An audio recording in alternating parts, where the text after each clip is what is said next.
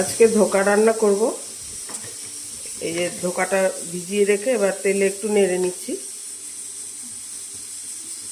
এই যে ঠান্ডা করতে দিয়েছি, এরপরে পিস পিস করে কাটবো।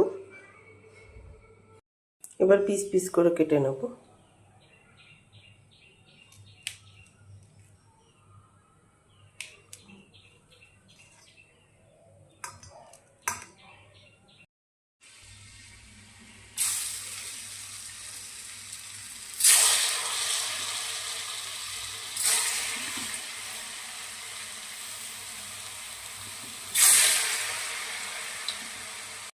এই যে লাল লাল করে ভেজে নিয়েছি। এবার জিরে লঙ্কা ফোড়ন দিয়ে আলুগুলো ভেজে নেব।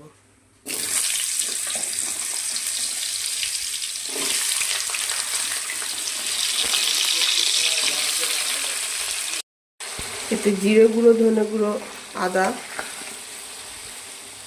পেস্ট করে দিলাম।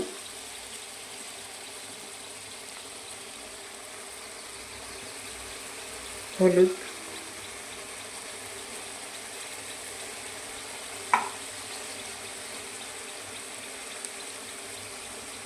নুন।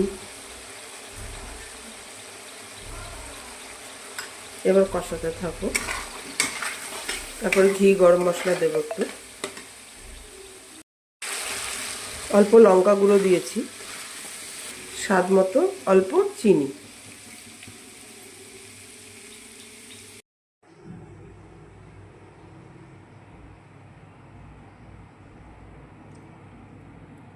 কালো জিরে, শুকনো লঙ্কা ফোড়ন দিয়ে ঝিঙে আলুর তরকারি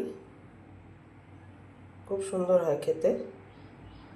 আর এই যে ধোকা রান্না করেছি আর ডাল করেছি।